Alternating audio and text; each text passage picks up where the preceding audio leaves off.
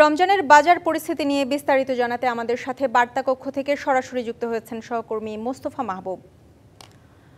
মাহবুব, আপনার কাছে জানতে চাইবো যে বাণিজ্য উপদেষ্টা 2 মাস আগে বলেছিলেন যে রমজানে বাজার নিয়ন্ত্রণে থাকবে, কোনো পণ্যের সংকট তৈরি হবে না, কিন্তু আমরা দেখতে পাচ্ছি যে সয়াবিন তেলের এক ধরনের সংকট আছে এবং বিভিন্ন নিত্য প্রয়োজনীয় জিনিসের আসলে দামটা বেড়ে গেছে। কি মনে করছেন যে বর্তমানে আসলে বাজারের এই পরিস্থিতিতে সরকার আসলে ব্যর্থ কিনা, বা আসলে কেন এই ধরনের পরিস্থিতি তৈরি হয়েছে? তা অতীতের অভিজ্ঞতা থেকে আমরা দেখেছি এইবার কিন্তু সরকার এই রোজা উপলক্ষে বা রমজান মাস উপলক্ষে নিত্যপণ্য যেটি আপনি বলছেন, বিশেষ করে আমদানি করা যে পণ্যগুলো অর্থাৎ ডাল, চিনি, ছোলা এবং সয়াবিন তেল, এগুলো কিন্তু পর্যাপ্ত পরিমাণে আমদানি করেছে এবং তার প্রভাব একটা কিন্তু আসলে বাজারে আছে। যেমনটা আপনি বলছিলেন যে নিত্যপণ্য, আসলে নিত্যপণ্য বলতে আমরা যেটা বুঝি বিশেষ করে আমদানি করা যে পণ্যগুলো ছোলা, ডাল, চিনি, এগুলোর দাম কিন্তু আসলে স্থিতিশীল আছে।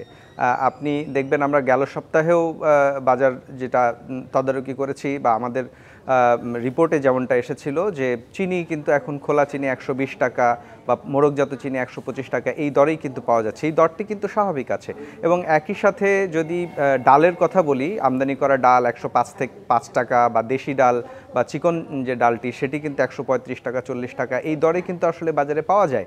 মূল যে সংকটটি দেখা দিয়েছে সেটি হচ্ছে সয়াবিন তেলে। সয়াবিন তেলের ক্ষেত্রে যে প্রতিশ্রুতি আসলে মিলগুলো দিয়েছিল সেই প্রতিশ্রুতি কিন্তু রক্ষা করা যায়নি। তার একটি বড় কারণ হচ্ছে দুটো বড় কোম্পানি, যেটি বসুন্ধরা গ্রুপ এবং এসালম গ্রুপ, যারা আসলে এই বোতলজাত সয়াবিন সরবরাহ করতেন তারা একেবারেই বন্ধ হয়ে গেছে।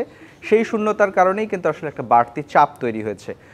যদিও কোম্পানিগুলোর কাছ থেকে বারবার বলা হচ্ছে যে আসলে তাদের কোনো হাত এখানে নেই, কিন্তু তারপর আমরা বাজারে দেখেছি বিশেষ করে সরবরাহ পর্যায়ে ডিলার বা ডিস্ট্রিবিউটর যারা আছেন তাদের এখানে কিন্তু এক ধরনের কারসাজির ঘটনা আমরা দেখেছি এবং সেটি জাতীয় ভোক্তা অধিকার সংরক্ষণ অধিদপ্তরও কিন্তু পেয়েছে। সেই জায়গায় আসলে আরও নজরদারির দরকার ছিল, যেটি আসলে এই সরকার করতে খানিকটা ব্যর্থ হয়েছে বলা যায়, যে কারণেই আসলে বাজারে এই অস্থিরতাটা আছে। আর চাহিদা এবং যোগানের ক্ষেত্রে যখন বাজারে চাহিদার তুলনায় যোগান থাকবে না, তখন আসলে সেই সংকটটা থাকবেই, তারই কিন্তু প্রভাব দেখা যাচ্ছে। সেক্ষেত্রে যদি সরাসরি মিল থেকে বা বড় বড় কোম্পানিগুলো থেকে, অতীতেও আমরা এই ধরনের ক্রাইসিসে আমরা দেখেছি যে সরাসরি মিলগুলো থেকে বা কোম্পানিগুলো সরাসরি ভোক্তা পর্যায়ে ট্রাক সেলের মাধ্যমে বিক্রি করে পণ্য, সেই ধরনের কোনো ব্যবস্থা যদি তাৎক্ষণিক সরকার নিত গেল 5-7 দিনে, তাহলে হয়তো এই সংকটটি হতো না।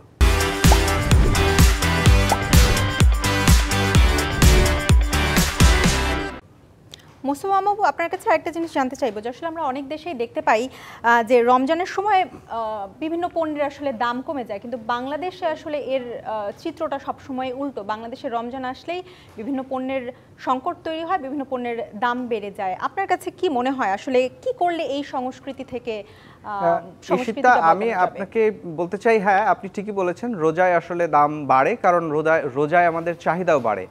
সাধারণত আমরা যেটা করি, রোজা আসলে পুরো মাসের যে বাজারটি সেটি কিন্তু করে রাখার চেষ্টা করি। তার ফলে যেটি হয়, স্বাভাবিক সময়ে বা বছরের বাকি মাসগুলোতে যেটি হয়, আপনি বছর জুড়েই কিন্তু ভোক্তারা এই কেনাকাটাটি করেন। কিন্তু রোজার মাসে বা রমজান মাসে যেটি ইবাদত বন্দিগির একটি বিষয় থাকে, সে কারণে মানুষ চান আসলে বাজারে যাওয়ার এই ঝক্কি ঝামেলাটা এড়াতে।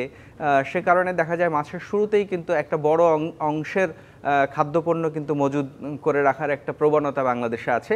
এই যে বাড়তি চাহিদা, সেই বাড়তি চাহিদাকে মিট আপ করার মতো বা যোগান নিশ্চিত করার মতো যে পদ্ধতি, সেটি কিন্তু আসলে নেই। প্রথম সংকট যেটি, সেটি হচ্ছে বাংলাদেশে একটি আধুনিক যে সরবরাহ ব্যবস্থা, সাপ্লাই চেইন যেটিকে বলা হয়, সেটি কিন্তু নেই। এটি খুবই ব্যক্তিগত পর্যায়ে বা বেসরকারি পর্যায়ে আসলে এটি ব্যবস্থাপনাটা হয়, যে কারণে আসলে সরকারের পক্ষে এককভাবে এটি নিয়ন্ত্রণ করাটা খুব কঠিন। আর ব্যবসায়ীদের স্বভাব হচ্ছে যেখানে মুনাফার সুযোগ থাকবে তারা তো সেখানে মুনাফা করতেই চাইবে।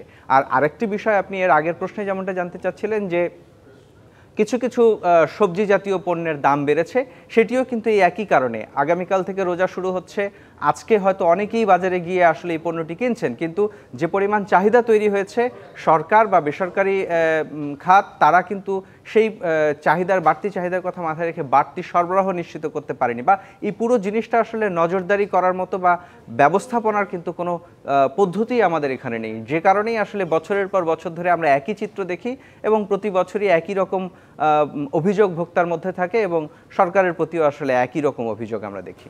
মাহবুব, আপনাকে অসংখ্য ধন্যবাদ আমাদের সাথে যুক্ত হবার জন্য।